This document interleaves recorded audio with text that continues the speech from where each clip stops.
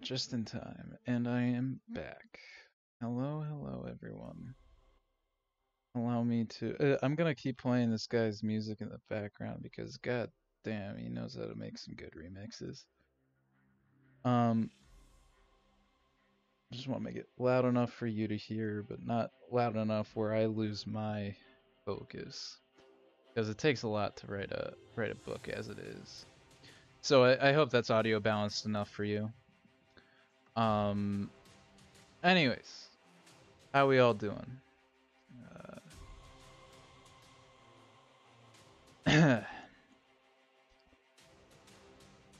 So, before I reveal everything, it's good to see that you're doing outstanding games intense. Uh, Before I reveal it by opening up and removing the image that's displayed on your screen, I want to explain a few things. So the title is a work in progress title. I might keep it, I might change it. And it's called Changing Tides. And the only reason why I named it that is because I thought it was a good metaphor. Because it represents, oh, something is changing in the world. And the main character, his name is Titus. Like I believe there's like a Greek god figure or something. His name is Titus or something like that. I don't know. I thought it was a good name. Now, what I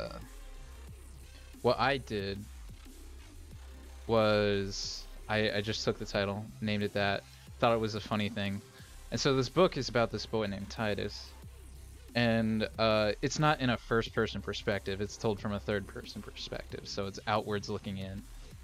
And I try to keep it that way.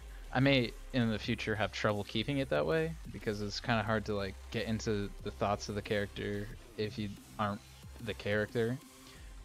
However, I thought it was, you know, a good thing to have. Also, one of the inspirations for this book that I'm writing is the what's it called? The anime Seven Deadly Sins. And I'm sure if you were to watch the anime, you would see a lot of resemblances that are similar to the story, especially in the beginning.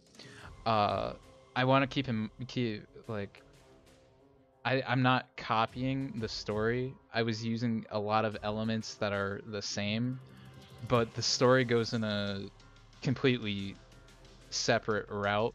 Like, I have the whole story planned up in my head right now, but it's a lot different than the route that the Seven Deadly Sins went with their anime and their manga, if you catch up with the manga. And oh boy, I can't tell if my story is better or the inferior version, because my goodness, Seven Deadly Sins is it is quite the story. I recommend it. Anyways, on a count of 3, 1, 2, 3. Now I think for me to like really give you a good rundown for the story, I might as well read it before I get into doing the actual story. So I'm gonna read it aloud. You can read it on your own if you want. Currently I have 15 pages, so I'm just about to read 15 pages out to you all. So I'm gonna do my best. The first couple chapters are just like lore setting, so that it like kind of sets the grounds for everything that's going to be happening later on, so that you have at least a basic understanding of what's going on. And that's usually done in many types of stories. However, I really think I went really blunt about it, and the reason why I'm streaming this right now is just so that I could possibly get some different opinions and everything. Especially with the beginning, I want any possible ideas on how to change the story, because like I've edited it a couple times already as it is. However, I think having extra eyes on it might be able to change things. Feel free to suggest things that may happen in the story, years, months, even years from now, I may even take that into consideration. But as it is right now, the story is quite set in my head as for where I want it to be heading. And I'm nowhere even close to like where the story is in my head right now when I have it written out. Needs more soup. Ladle, hey Danny, how's it going? I was just telling them about this book that I am writing based on the Seven Deadly Sins. Danny is also an avid reader of the Seven Deadly Sins, so he'll definitely be like, wow, this is such a cop-out, but trust me, it'll go in a separate route from it. I also have a character chart on everything, but I don't want to spoil anything necessarily. So I'm not going to be opening that up. However, I have it just in case I need it. Anything else? No. I'm just going to read you the story, sit back and enjoy, and then we'll continue from the 15 pages. Right? Yeah, the 15 pages that I have on it. So, the first chapter. Oh. Is this supposed to put me to sleep? Is it a bedtime story? I mean, it can be. So, changing tides, the coming of a legend, remembering old times. A young boy raised in the farmland, an only son, spiky gray hair and the eyes the color of the sky. I have a thing about eyes, and like I always like to mention the color of eyes. And that's just my personal thing in descriptions and everything. I'm gonna turn down the music just a tiny bit there. Anyways. So, the color of the sky had always admired the knights of the kingdom of Gaigan. Or Gaigon. I still don't know how to pronounce it, even though I made it up myself. A strong force of powerful knights with abilities beyond belief. What? He had admired the knights of the kingdom of Gaigan, which was a strong force of powerful knights with abilities beyond belief. Titus was the boy's name. Where is my grammar? See, this is why it's good to read it out loud. Titus was the boy's name, cheerful at such an age, and had the fortune to be born after the Great War. He had always heard tales of the grand knights who had fought by the king's side long ago. For eons, those of the angel and demon clan had fought since the beginning of existence.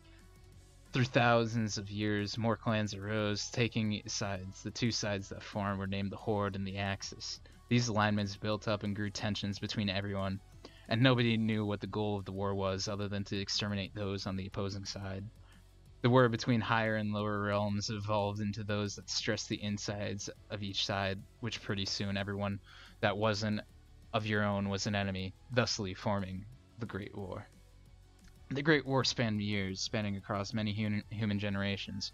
After the assassination of the 12th king of Gaigan, his son, General of the Forces,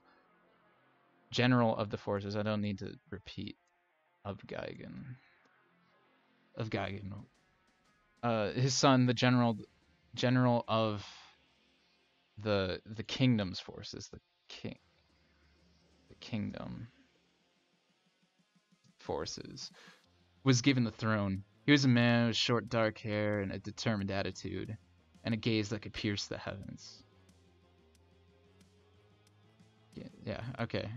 Many thought that this new ruler would aim to fight this war to avenge his father, as his father only fought for means of survival, of the survival of Gaigan. I'm sorry, I am terrible at reading, but I just feel as though I have to read it.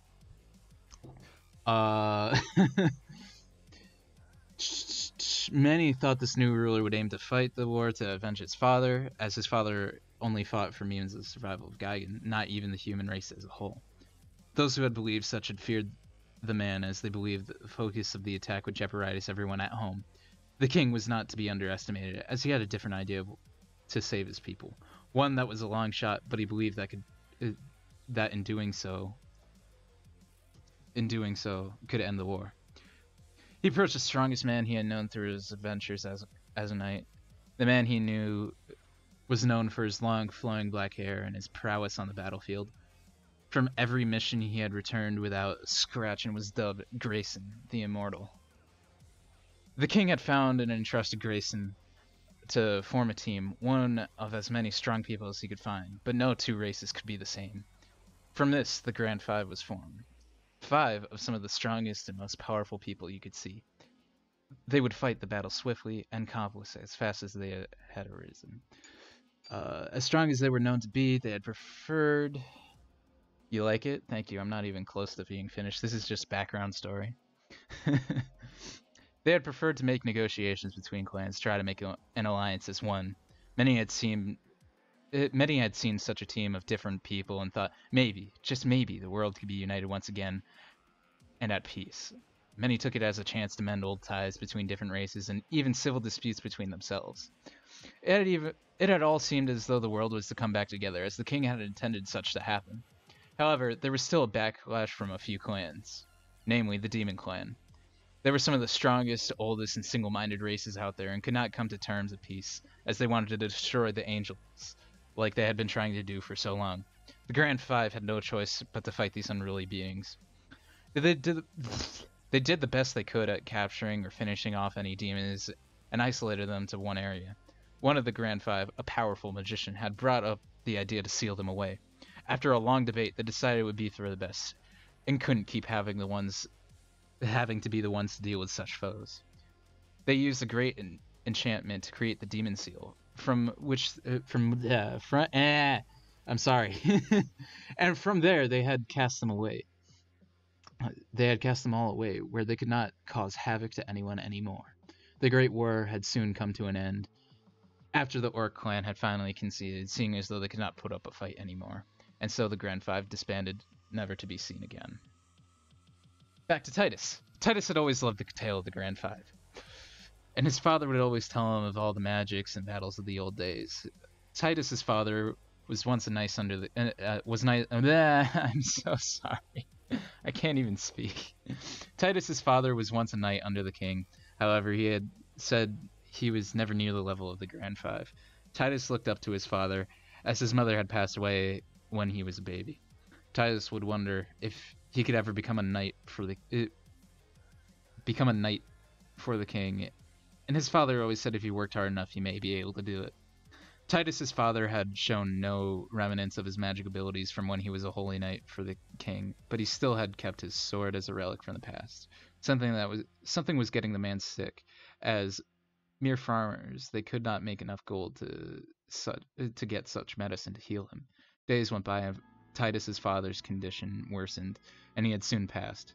The last words the man had said to his son was, "Titus, it will be a long and hard journey for you, but you can follow your dreams and make your father proud. Whenever you are in doubt, remember that it doesn't take strength to be a hero." Those words resonated within Titus.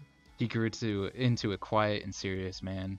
He trained every day of his life from then on, trying to grow in strength, but he didn't see such growth in him. Those who were around him would say how strong he looked, how great he would be as a knight. However, he lacked the confidence. One day, Titus decided it was time he tried out to become a knight of the kingdom. Many mocked him for not having magic powers, as it was almost a requirement to have magic to become a knight, as magic showed that you could be powerful. Titus hated himself for not having such a feat, and nobody in the apprentice program had faith that he would make it. I have to take a sip of water because my mouth is dry right now. And then the testing day came. Titus put his heart and soul into the battles with other apprentices. Each of them had some kind of unique quirk to them, and Titus took his time, waited for the right opportunity. One after another, every apprentice would fail to beat Titus, the one nobody thought would win. Many lashed out at him for such grand sword work. Others asked how he was so good, or they asked if they could have lessons from him. This attention brought him many challenges from other knights. One by one, he would defeat them as well. Some of them would have explosive abilities, others had speed enhancers or even body modifications. Through these accomplishments, he was given the title as one of the knights. He was given a title as one of the knights of the kingdom, despite his inability to show off any magic powers. Then the day came when he was given the opportunity to spar with one of the king's guards. The king's guard was some of the strongest in the kingdom, and they were of a level known as Holy Knight, called such for possessing blessed weaponry and power that could be said to be given from the gods. Titus is your name, right? As Holy Knight Zoro. The S is silent, by the way. Uh, as Holy Knight Zoro from behind. He was a stocky man with a grandiose following within the kingdom. He was tall, dressed in royal plating. There was a gleam in his sea green eyes and shaggy blue hair. Yeah, that's me, Titus responded as he jumped a little from the surprise. Good. I was hoping to, I would like to have a spar with you, Knight Titus. Word around the kingdom is that you are unbeaten despite your hindrances. I wish to change that. Yes, I will. It's an honor, Sir Zoros, Titus had stuttered. The man smirked and replied, I will see you at noon then. And thus is the end of chapter 1. Any opinions? Any thoughts?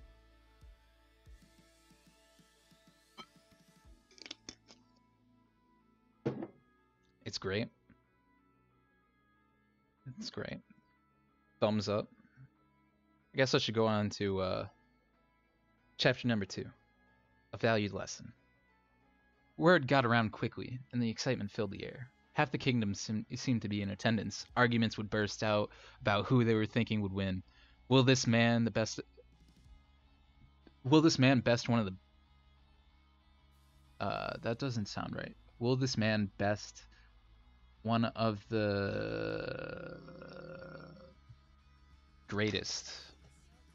No, I just don't like having two words so close to each other like that. One of the greatest known knights, or was Lord Zoro gonna teach this new knight a lesson? This whole fight intrigued the king and the rest of the holy knights present in the kingdom. Everyone wanted to see firsthand the raw strength this boy had possessed. The arena they fought in was not a plain arena as it used to be in the apprentice school. Instead, they used Gaigen's official battle arena that has been used in the past for settling battles with other kingdoms. It was allowed for thousands to pack the stands as well as a proper viewing field for the king and his guards themselves. This all impressed and intimidated Titus. In the fighting arena,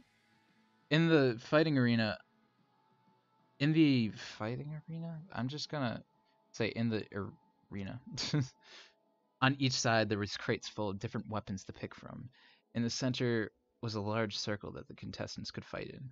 Both Titus and Zoro entered the ring, and the crowd roared in anticipation. Just how old are you, kid? Zoro asked out of respect. I'm only 17, sir. Zoro was taken aback by this. Someone so young had reached knighthood, something that took himself many years of experience and hard work to reach. And just how long have you been an apprentice at the school? Zoro had said to Titus, as they were preparing themselves for battle. Only a few months, Titus had replied politely. The king overheard their pre-game talk, and it brought a slight smile to his old face. Nobody seemed to notice it. Well, Titus, that is quite impressive. I feel as though I talked down on you a bit much, so I am sorry for my rudeness. Please, as a token of my apology, allow for this battle to be a learning experience for yourself. For one, you have to fight a real enemy, Zoro had said, and gave a bow out of respect for the boy. Thank you, sir. I will take as much out of this as I can, Titus said as he finished getting ready, bowing back as a gesture of respect. I just used a gesture of bow out of respect as he bowed back, bowing back. Great, Zoro said with enthusiasm as he lifted his head. And just so I make things more fair on you, I will not use my divine armament. Zoro then took a blade out of his hilt at his side. The metal of the blade seemed to shimmer a sort of blue as he put the elegant sword on top of one of the crates that held the weapons. Zoro then crouched behind the box. After a second of rummaging through the supplies, he found a sword that somewhat resembled the blade he had before, only it was of regular steel and seemed a bit worn down. This one feels close enough, Zoro seemed to weigh the sword in his hands as he said this. The two approached the circle, ready to fight. The announcer for the match came out and acknowledged the king and all the other important people present in the audience. So what's this? So what's that sword you put over there, if you don't mind me asking, Sir? Titus had asked, while the announcer was hyping up the crowd and preparing everyone for battle. Oh, my divine armament? It's one of the many sacred holy weapons granted to each holy knight once they are seen fit to become a holy knight. These given to each holy knight once they are seen to be fit to become such. It is a device that boosts your power and can even give you extra powers. It is a I want to reword that sentence. It is a device that increases your power and can even give you extra abilities that you can't normally do with your magic. Divine armaments aren't given to many, and they actually choose their owner themselves. The gods of the god clan are the ones who bless them, and the weapon finds its suitor from there. Although sometimes they get into the wrong hands, and we call those people the corrupted. The power can get into people's heads, and holy knights are the only ones who must step up to fight those unholy knights. I'm just gonna say the unholy ones. Wow, that is wow, that is a lot of information to know, isn't it? Do you know if I could get one of those? Do you know if I can get one? Titus had asked in a snarky tone. Zoro chuckled and replied, I still think you may need growth, but who knows? Prove me wrong right here and now. The announcer then announced that the match had begun, and the crowd roared once again. One other thing Zoro had made sure to add. I won't be using my magic right now. I want to see your swordsmanship against my own.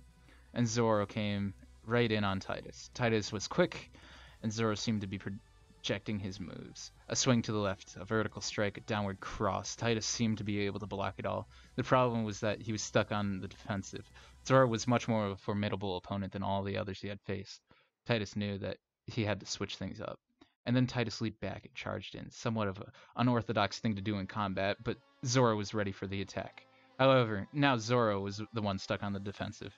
This boy was quite the sword fighter. Titus had very fluid movements, and Zoro could see that Titus was training since he was a child, just in the way Titus was moving. The flurry attacks were faster and faster. Zoro was impressed by the boy.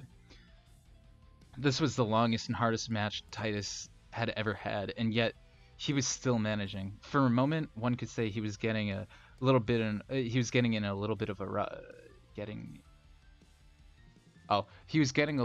rush in his brain from the excitement. Zoro was starting to notice that Titus's fighting style was awfully familiar. Unknowing to Titus, he was still using the same sort of style that Zoro. He was using the same sort of style that Zoro was using, and was improving off of it. Is this your magic? Zoro had asked while blocking the attacks. No, sir, I don't have any magic. But you are able to copy my abilities, copy my style, and quickly at that, Zoro had retorted. Well, my father had always told me the best way to defeat an enemy was to fight like the enemy and then do better. This was just a culmination of years of learning how to study people. I see. You are probably one of the knights with the most potential I've ever seen, Zoro had said with a smile. The two men continued to fight, both of them enjoying themselves, and then Titus gained the upper hand. He landed a slash at the side of Zoro, his sword slicing through the man like butter. Titus jumped back worried about what he had done, and he didn't think he was attacking. He didn't think he was attacking with everything he had in that swing. But after that happened, Zoro's whole body turned to water and soaked into the ground, and the sword he wielded clanged against the ground. The crowd went silent in awe of what just happened. Well done, kid, shouted a voice from behind the crates. Zoro then stood, revealing his position. That was my water cone. I know I said I wouldn't use my magic, but I wanted to test you. Nobody can usually land a hit on me, so that surprises me. Thank goodness, that's a capital T, please. Titus sighed in relief. I thought I killed you. It'll take a lot more than that. Anyways, allow me to teach you another lesson. This one is on magic. Magic is something that takes energy to use. For instance, the water clone takes a lot to be able to manifest and control, while others, Zoro shot a stream of water at Titus, don't exert much on yourself. Some people have a passive ability, which is something that always happens or can always be activated without any effort needed. I have water breathing and the ability to walk on water. My custom Lenny faces up, so those are interesting.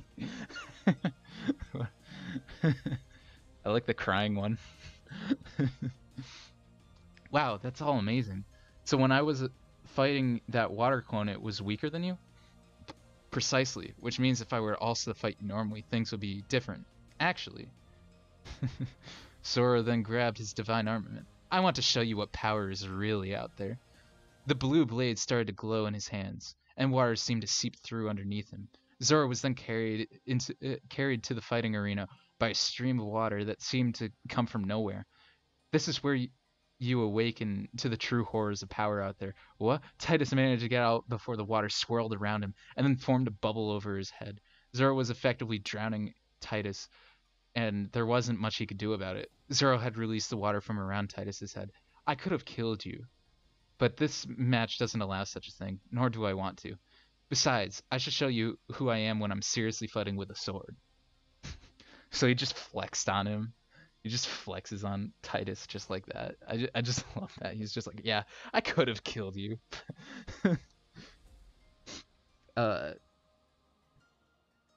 Besides, I want to show you who I am when I'm seriously fighting with my sword. Zoro was much faster. Titus was not at all used to this tempo. He was barely managing a defense. In the blink of an eye, Zoro managed to get behind him and have a sword to his neck. And just like that, the battle was declared over, and Zoro was declared the winner. And the crowd cheered in excitement. Zoro whispered to Titus, "By the way, kid, the king was telling me how he wants to have a dinner with you tonight at the castle, so be sure to come." Oh, and that's the end of chapter 2. So the battle between Grand Knight Zoro and regular Knight Titus was brought to an end by Zoro being the victor. Of course, we can't have the main protagonist being completely OP at this moment, right? So what do you think of chapter 2? Give me your thoughts. Wow, it's already been 30 minutes? Jeez. I'm only halfway through.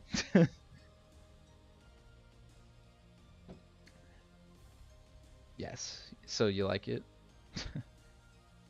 The adventure truly begins. So this is where the adventure actually starts. That whole thing before was me explaining the lore and the magic and everything, because the magic can be confusing at times. So it was a good way to inform, you know? So now the adventure. This is what we get to. A dinner with the king was surely going to boost his reputation. It was all Titus could think about. What should he wear? What should he bring? Zoro was so vague in saying he was invited to dinner. To think, mere months ago, he was just a farm boy. All he had to do was remember what his father had told him about manners, and he should be fine, right? Many of Titus's peers sneered at him, thinking everything was just luck, despite the fact that none of them wanted to have a go against him in the arena. Titus's sword work was quite natural for him. It was only a matter of time until he was recognized for it. He put together the nicest clothes he could find and sat around to await. I'm sorry, the music caught me off guard.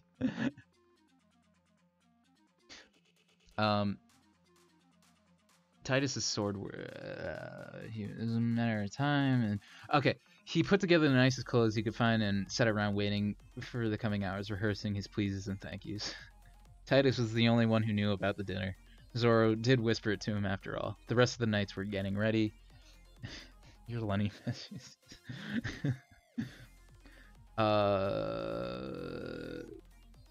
The rest of the knights were getting ready to head to the mess hall for dinner, and realized Titus was sitting around not even in uniform. "Where are you? What are you, going on a date or something, kid?" implored one of the knights in a group of 5 as the rest of them laughed at the remark. Yes, I mean, no, I don't know what to say," Titus stammered. The knights then stopped laughing and looked at each other, then proceeding to move to sit next to Titus. "So what's her name?" one of them jokingly said. "It isn't a date. I was invited to a dinner with the king." I think king should be uppercase because it's proper.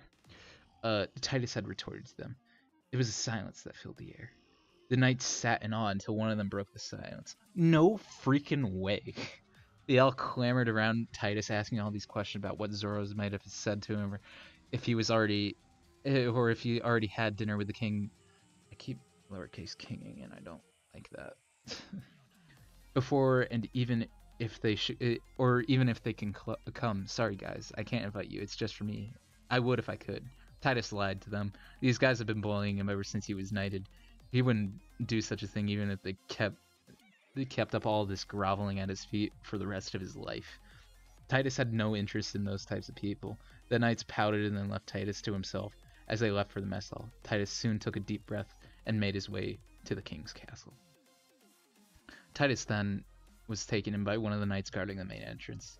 The halls were magnificent tapestry of the kingdom, strewn atop walls everywhere. Portraits of the royal families of each generation were also in various areas. The knight then took him to a door where a familiar looking knight was standing. It was Lord Zoro, with a smile on his face. He donned his usual royal knight armor. "You're looking quite well, young Titus." "As do you, sir," Titus squeaked out of nervousness. "Please, you can just call me Zoro," Zoro had humbly requested. "Yes, sir, Zoro."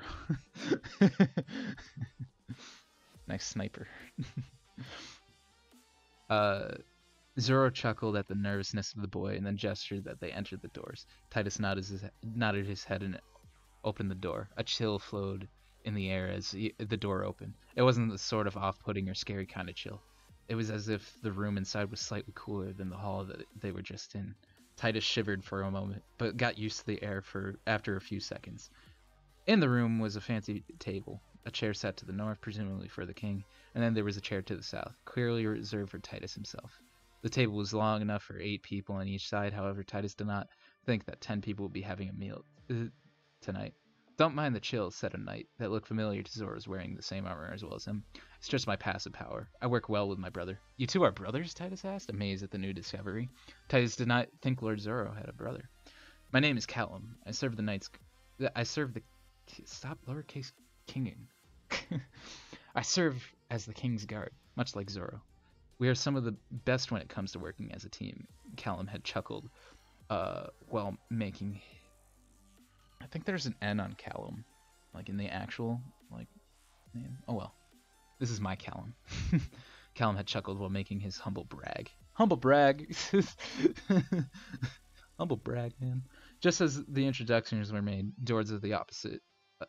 the door opposite of the room had opened. It was another armored individual, presumably another one of the king's guard. See, this one I capitalized the K. I'm so inconsistent. Presumably another one of the king's guard on their armor seemed more feminine as they kept their helmet on and refrained from introductions. Next to her were 2 individuals, one taller, one shorter, both not armored. The taller one was clearly the king. He had longer gray hair, silver eyes that could pierce the strongest of steel.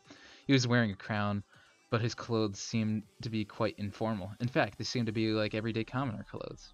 Titus's attention was then brought over to the one to the left of the royal guard. It was the princess, a blonde-haired girl wearing simple clothes, much like her father. Her eyes were directed straight at him. Little fighting guy. I like that one. They were as sharp, if not sharper, than her father, and it was like she was staring down into his soul. Titus's heart skipped a beat as he fell in love with one look. The king welcomed Titus and thanked him for coming as they all sat down at the table. "I have taken the greatest of interest in you, Titus." Titus would have been amazed by the fact that the king himself had known his name if it were not for the fact that he was still eyeing the princess. So, why are we looking for him of all people? The princess has said in a disgusted tone. Titus's heart shattered for a moment. His brain snapped back to reality. I enjoyed typing that one out. That was a fun moment. A scowl formed on the king's face as he looked at his daughter. "Penelope, you're getting ahead of things right now. Please refrain from being rude," the king scolded at her. "Sorry about that, young Titus. This is my daughter Penelope. And this is Tracy, one of the king's guard." Tracy seemed to nod in her helmet. "I appreciate you taking the time to come here today, as we seem to be running out of time, and I have a proposition to make for you." Concern seemed to grow on Zoro and Callum. It seemed as if they were out of the loop on the fact that there was an emergency. Penelope had a sadness in her eyes, as though she was sorry for acting so rash. Titus immediately felt bad for her. However, he snapped through the thoughts in his head, looking at the king and said, "I'm in. What do you need me to do?" It was a fire that burned in Titus. He felt he needed to do what he could, and yet he didn't know the task at hand. It was as if the atmosphere made him understand that this was one of the most important tasks the king could ever assign a person. A once-in-a-lifetime opportunity, and Titus saw this as a chance to prove himself to his father and himself. Lenny Face is saying I'm annoying him. Oh. I like the middle finger one. That's a funny one. My Lenny is bad. I don't know if it's bad. I think they're funny. Let me take another sip of water. Alright. We're about to set course on this adventure with these next few paragraphs right here. The king was taken aback. He didn't even explain the issue. He had already gotten Titus aboard. He knew this boy was the right pick for the job. I am indebted to you, young boy. Everyone, even Titus, was surprised at this remark. However, allow me to explain it fully. Zoro and Callum could not keep their eyes off each other. This was definitely a first. Long ago, back when I was a young lad, the Great War was a war that raged on for many years. The Axis and the Horde were at each other's throats for lifetimes before me. Nothing was being done to stop them. I met with a man by the name of Grayson. We figured that if we created the Grand Five, the war would be put to an end. It wasn't as peaceful as the books say. Very few took the negotiations. Those who did were part of the Axis. Those in the Horde, namely the Demon Clan, fought strongly against uniting. I still have no idea as to what their motives were. However, they had to be put to an end. The king pulled a piece of rock from out of his pocket. I will put a spell on you. Anyways, the king pulled a piece of rock from his pocket. A strange type of rock Titus had never seen, and it was definitely important. Do you know what this is? The king asked as he passed the rock over to Titus. Titus fondled the rock in his hands. He looked at every crack and crevice. He could feel some sort of heat emanating from it. No doubt magical. Everything clicked in his head. This is the demon seal, isn't it? Titus had said in awe as he tossed the rock back to the king. Correct.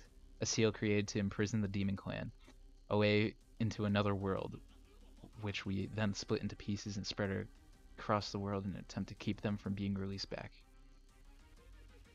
I'm just gonna slide there. However, this is where the trouble is, and where we need you to come help us. My main job is to make you laugh. I'm just trying to read my story.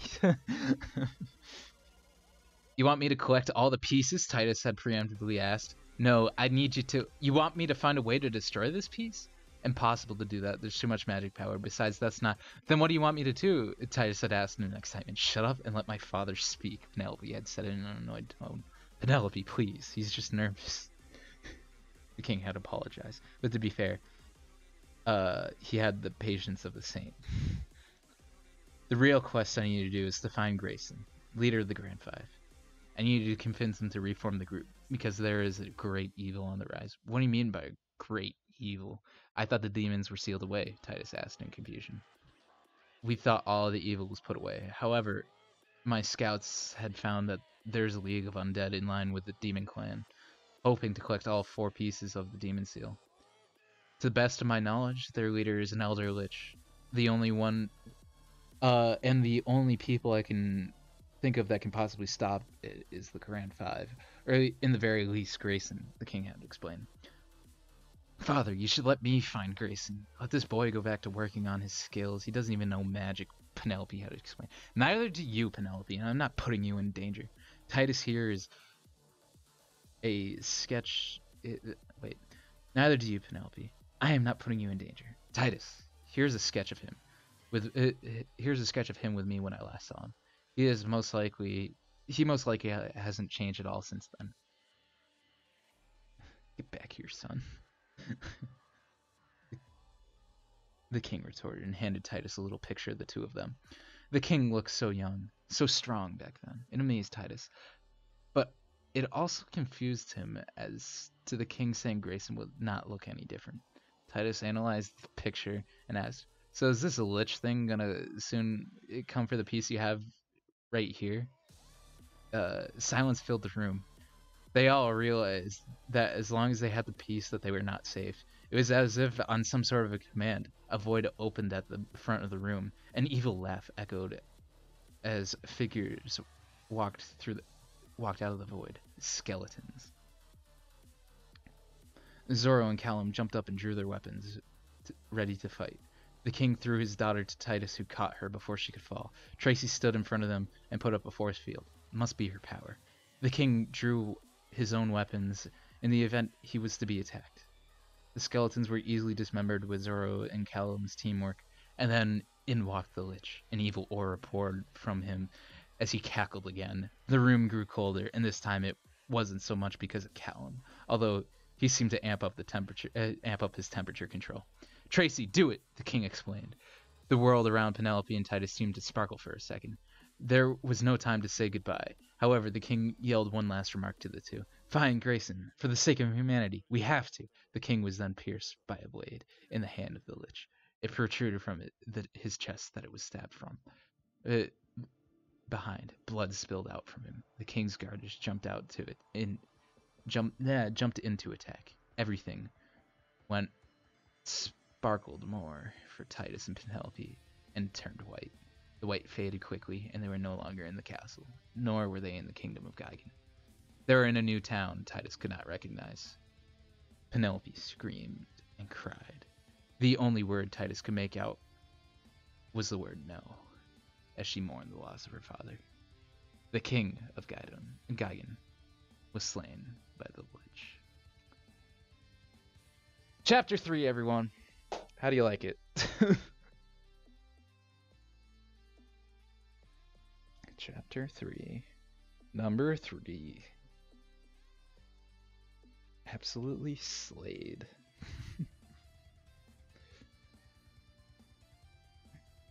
What do you mean video output low YouTube streaming? Not receiving enough video?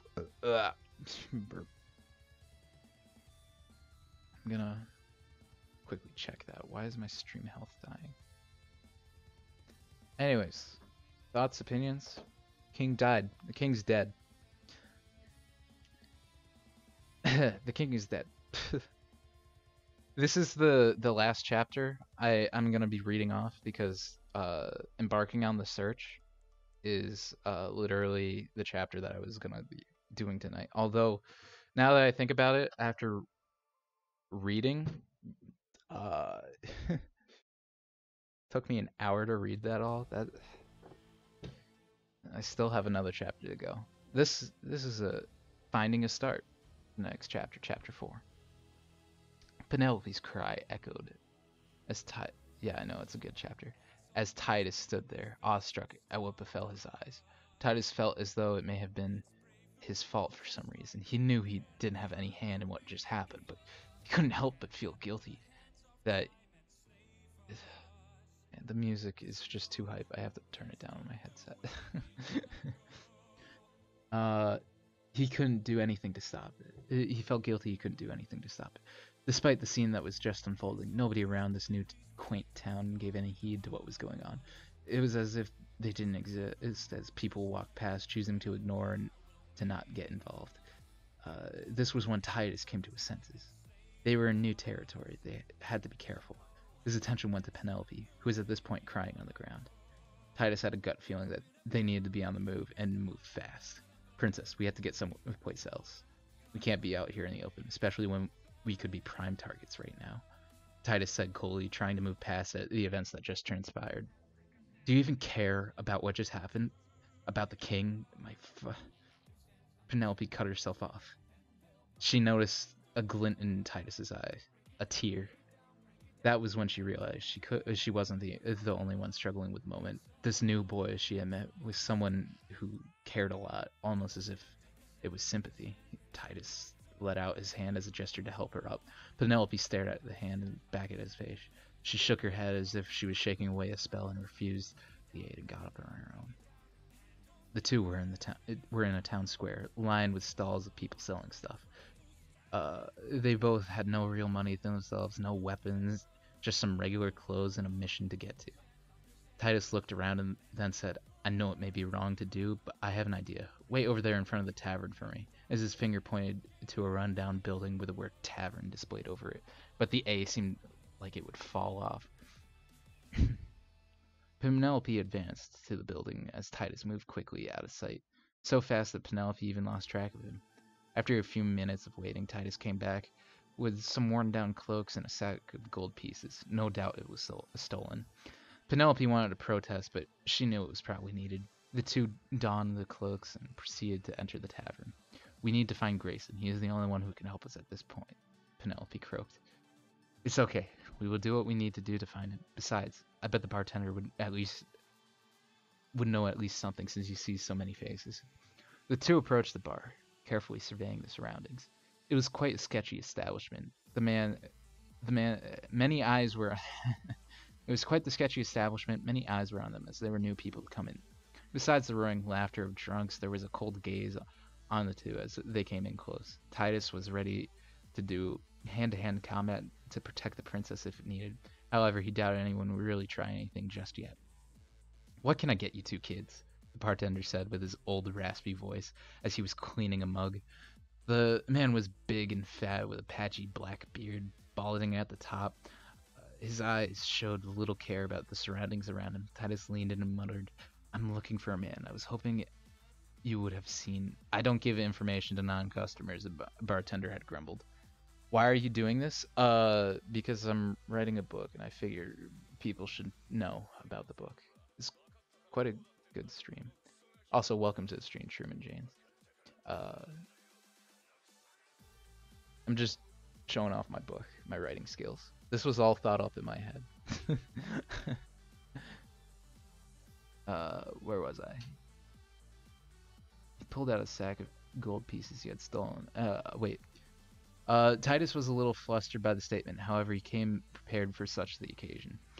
He pulled out a sack of gold pieces he had stolen and threw a few on the counter. Here, whatever that will give me. The bartender was quick and gave him a pint. Titus never drank before, and he wasn't in any mood to try it, so he paid no attention to it. Now, we are looking for a man. Have you heard of him? Grayson of the Grand Five? Any ideas on how I could find this man? Titus had asked, flashing the bartender a picture of the man.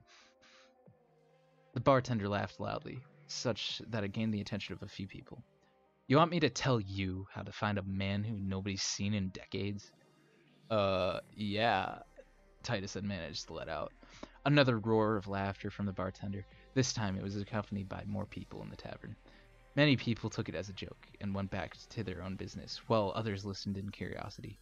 Please, Penelope had commanded with a cold and hard gaze to the bartender's eyes. She seemed as if she was almost going to break down. The bartender's smile dropped. He felt sympathy for the princess and thought about how he could help. Look, I got nothing on that man. He looks familiar. I may have seen him before, I may have not. I see a lot of faces around here. So, you can't help us, Titus had said disappointingly. No, I can't. However, that fellow over there might be able to, the bartender said reassuringly. He's one of the types that goes on adventures and stuff. I'm sure he's seen something. Penelope and Titus looked to where he was pointing. In the back of the room, in a dark cloak, was a man. All you could tell was a short-tipped beard, and the rest of his face was covered in darkness, like the part of the room he was in. The most startling part of it all was he was staring directly at them, as if he had heard the conversation the whole time. It was quite unnerving to the two of them, but they needed to proceed nonetheless. They thanked the bartender, and Titus took his drink with him. The two came over to the man in the shadows and sat down. Leave, the man had said. Please, just let us ask you a question. We'll be on our way. I know what you will ask. Now leave.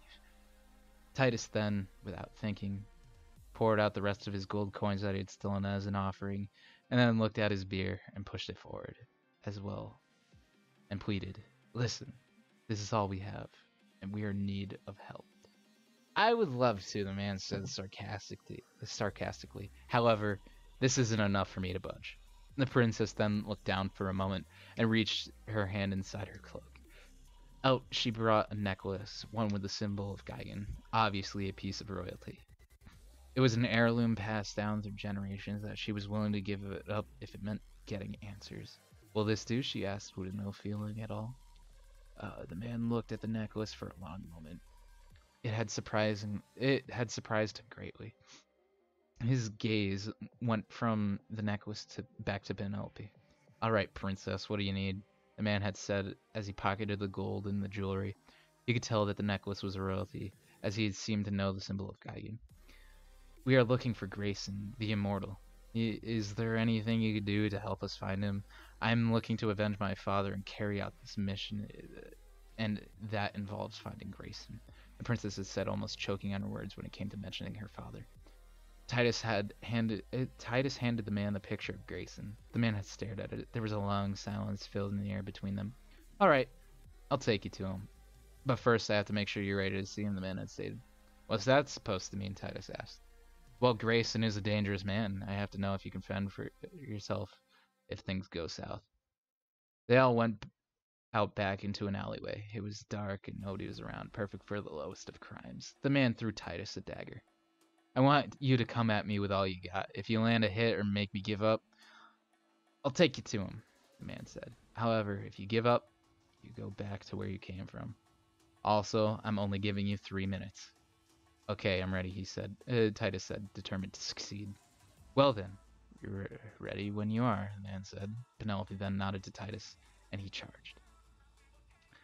After his match with Lord Zoro, Titus had learned a lot of things. He had to be careful of this man in the event he had powers, but he couldn't...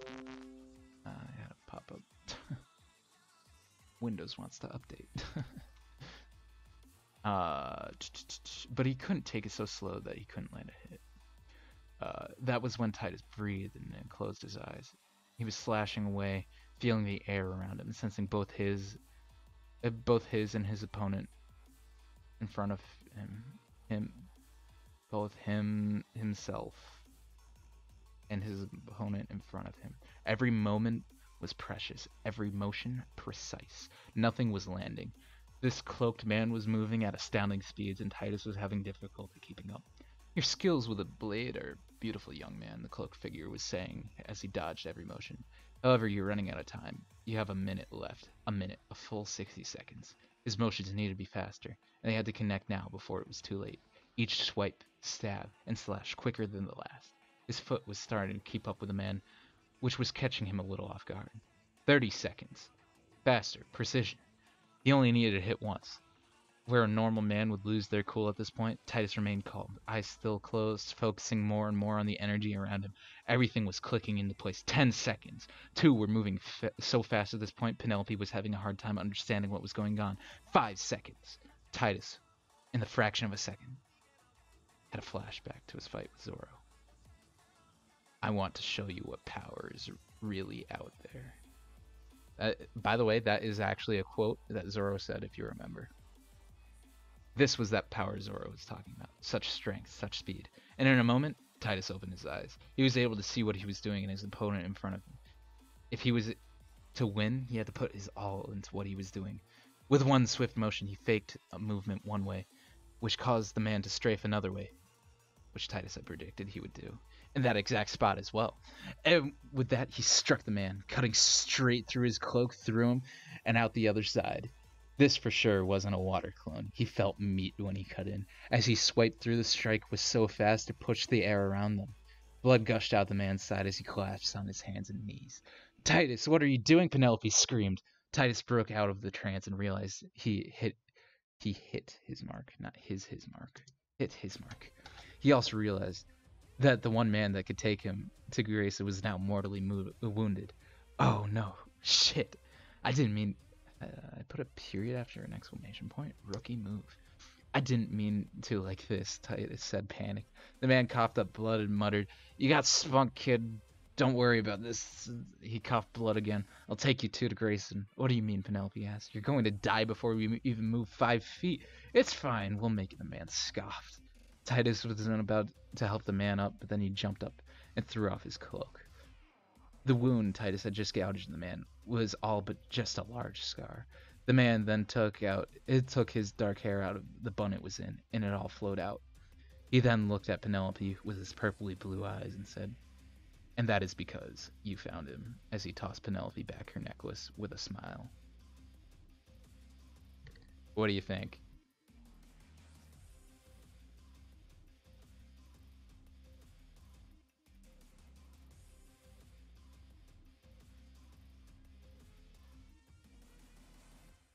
What do you think? Chapter 4.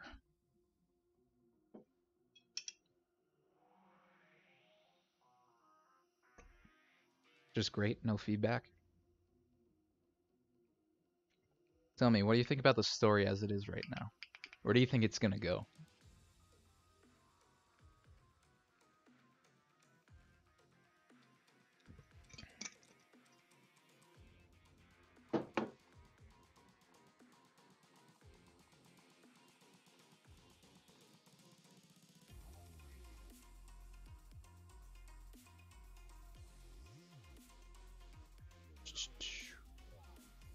He might die.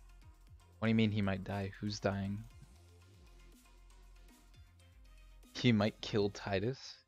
You think he's gonna kill the main character? You think Grayson is gonna kill the main character? Titus might kill Penelope? That's a thought. That's quite the thought. Maybe on accident. Maybe I'll do that. I don't know.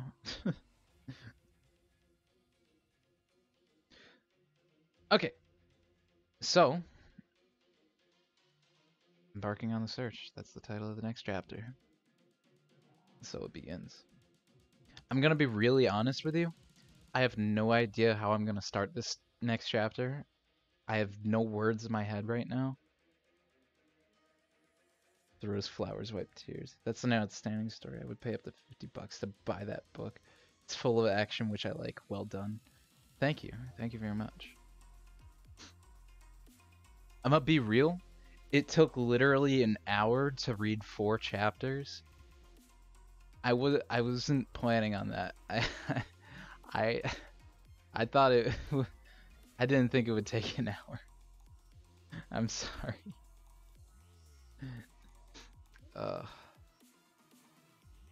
Took an hour to read 4 chapters, and now I don't even know what I was gonna write, like specifically. So I'm just being real with you right now, Chief. I don't know.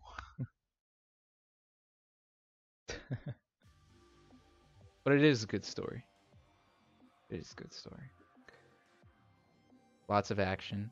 You know, the way that I'm trying to write, make Titus kill Penelope with his tongue on accident, says he has strong licking powers. No, I have here. What do you think Titus's power is gonna be? Because I have it planned out. I have it in a character chart. I have all of the characters that I'm gonna be introducing in a character chart. All their powers, how strong they are. What do you think his power is? Telekinesis? That can be an enemy. I think that's an enemy. I don't want to look at the character chart. Mind controlling, that I believe is actually an ally that we meet later on. Licking power. Yes, his power is having a mad good tongue. Just an absolutely good tongue.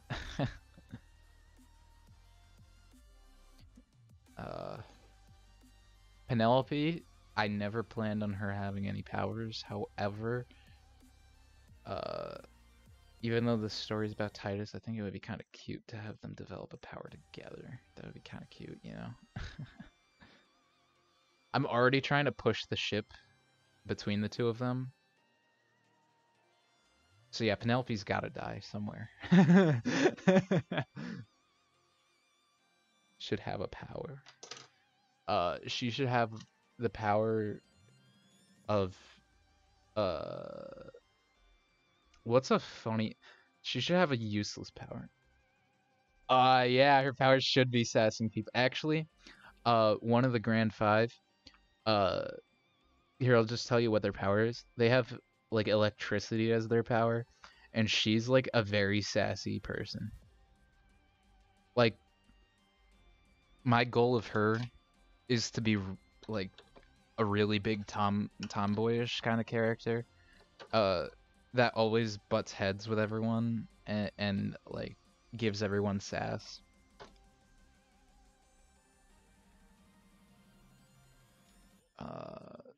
let's see, who else was there? So the Grand Five, that consists of Grayson, the leader, and four others. Um, so I can take this story. Hmm.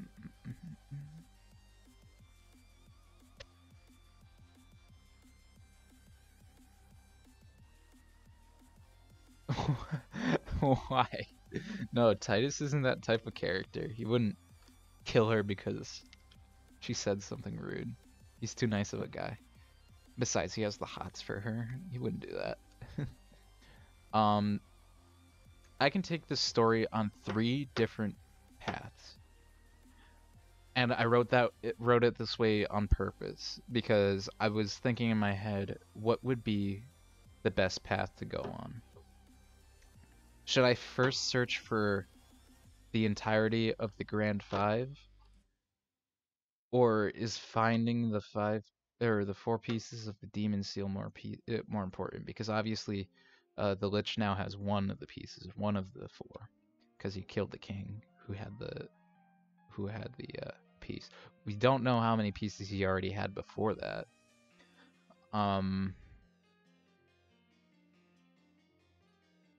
His dreadful bad breath, that's his ability. Terrible breath. So yeah, I can either take this on the route of finding the other members, finding what's it called? Finding the pieces of the Demon Seal. Or I can take this down a path of we should find Grayson's divine armament because I'm going to confirm it right now. He does not have it. He does not have his divine armament. Stop. No. Penelope isn't gonna die. I was joking. Penelope isn't gonna die. She's important for later. She died of a fidget spinner. Yeah. The she's important for the biggest baddie. There's gonna be a lot of baddies. There's gonna be a big baddie. And then there's gonna be surprise bigger baddie. And then there's gonna be a biggest baddie. And then I have no idea where I'm gonna go from there. Actually, right now the Lich is a baddie, and then we have big baddie. And then you should make her data baddie. Make her cheat on Titus. No, they aren't in a relationship. She wouldn't be cheating. It would make Titus feel sad though.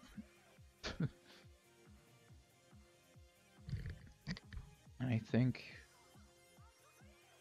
think the best course of action for me to get to where I want to be heading is if we try to find the other Grand Five, while at the same time the Lich is trying to find the what's it called? Find the Demon Seal pieces. And then we'll say, why is Titus doing this in the first place? Because one, it's a sense of adventure. 2, he feels duty to his country, which is Gigan. And 3, he's just a guy who wants to help. You know, that's his personality.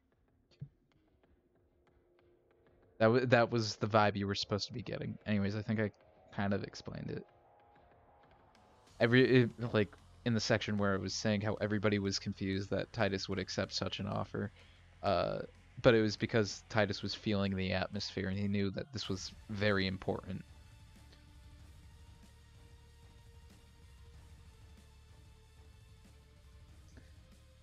So yeah, I think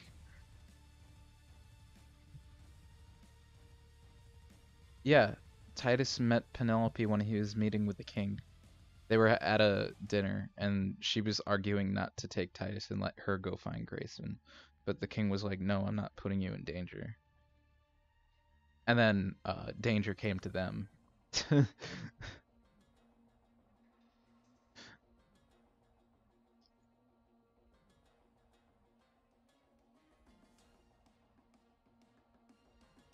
So yeah, I think what we're gonna do is we're gonna find one of the Grand Five, embarking on the search for the next member of the Grand Five.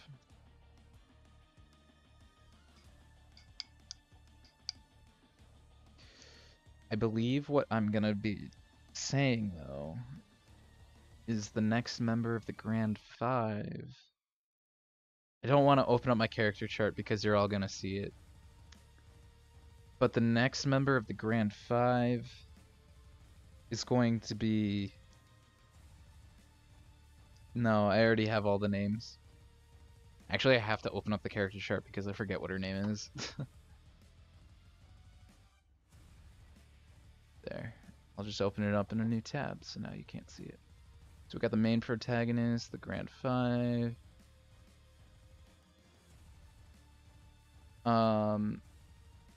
Okay.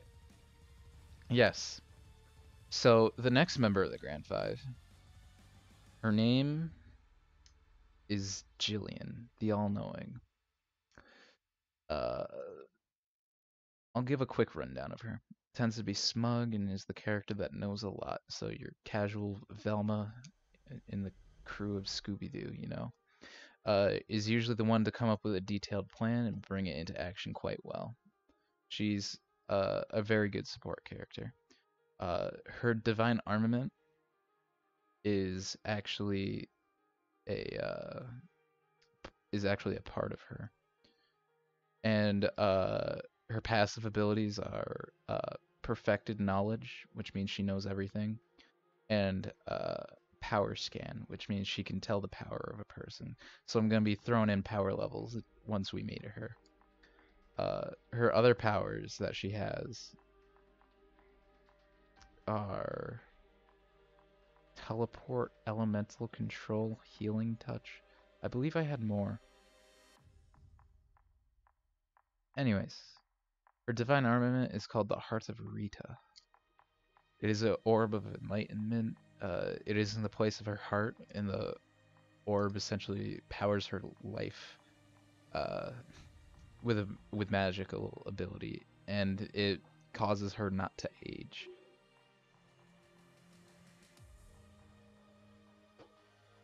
Sounds dope, doesn't it? Alright, I've watched your streams for 4 hours today. They're cool. Really dope. Hey Neo, how's it going, man? I haven't seen you around in a bit. I'm talking about this book I'm writing. Very cool. Very cool. We're on chapter 5. That's my Roblox name. From he's from my old clan that I used to run. Uh, a lot of them are subscribed to me, people that I've known in the past. Debating, I just know a lot of people like that, you know. So yeah, I'm writing a book. It's really cool, and yeah, we're coming up with ideas right now. We're coming up with ideas.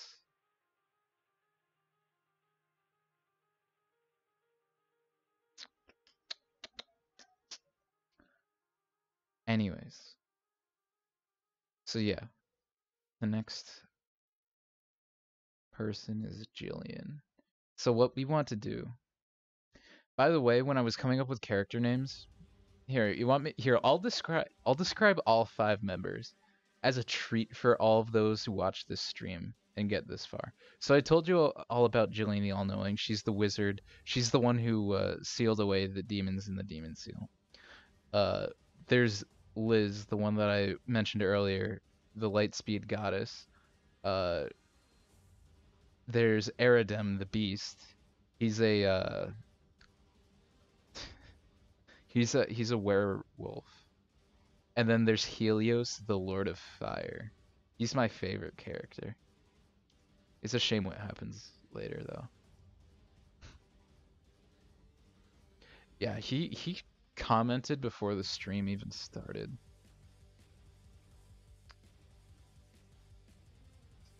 Yeah, real thought, like that's what we call a dedicated fan right here. Anyways, I think it's time. Actually, it's getting quite late.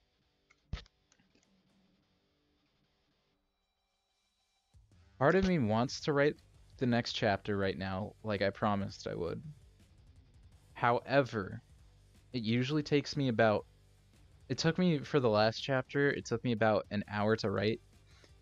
Uh, an hour and a half maybe. Uh, and personally speaking, I don't want to be going till 11 o'clock at night. Maybe it was my mistake for reading the entire story out to you all. Maybe. But I think it's a good story. I thought, hey, you all should at least see what I got to start. Um, so I think that. So I think that'll have to do. We aren't gonna. So I'm not gonna write it right now, but I'm gonna be quite set on us trying to find Jillian, uh, the wizard of the Grand Five. Yeah, and then she basically what I'm gonna be doing is I'm gonna make it a plot point that she probably is the one who can find out where all the others are. So, when is the next stream? Next stream for writing my book or next stream in general?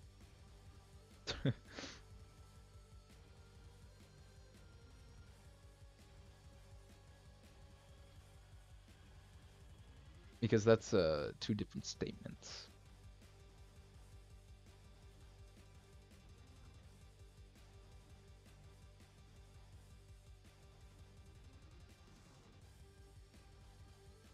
Because I'm kind of in the mood to play something, but I don't know what to play. I kind of like I might transition from instead of writing because but I don't want to go till 11 as it is. I'm probably gonna like quickly look up some things and then go to bed because I've got a day tomorrow, just a day. Um,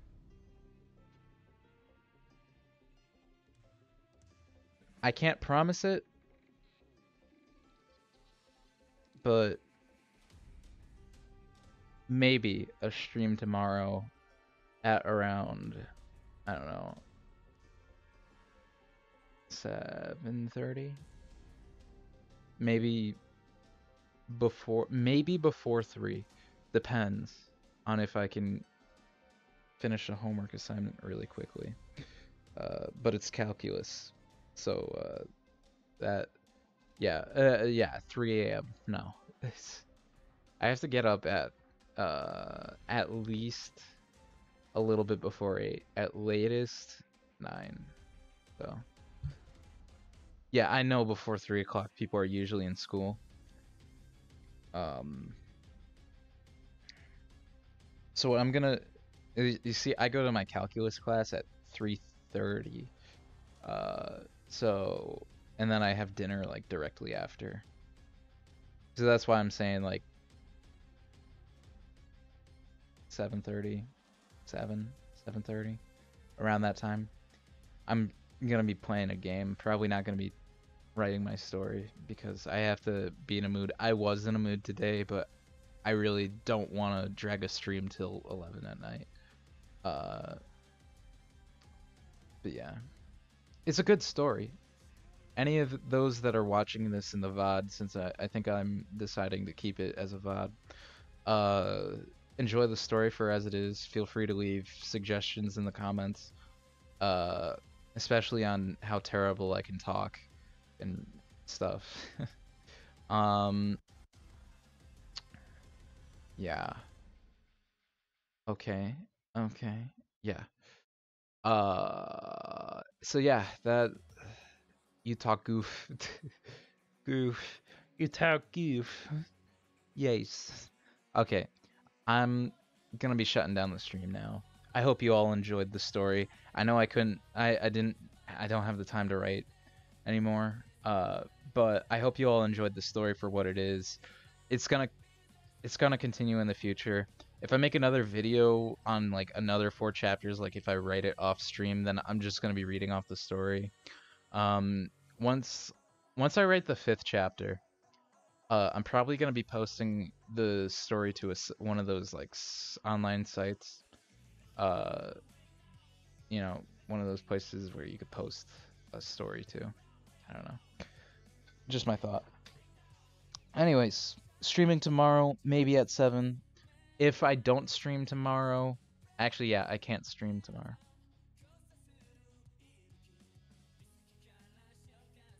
What am I doing? I told somebody, yeah, sure, I'll hang out at 3. But that's not gonna work. That's weird. Okay, yeah, I'm sorry. I'm talking about personal life stuff.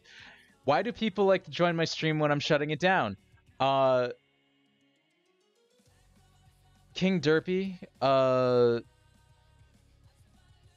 yeah, you joined a little late. Yeah, say hi to Ryan for me, guys. Please. Also, yeah. Good to see you, King Derpy. Good to see you, Neo. Good to see you, Game Intense. Thank you for joining the stream. Hope you all enjoyed. Be sure to leave a like, subscribe, hit the bell so you're notified when I'm streaming next.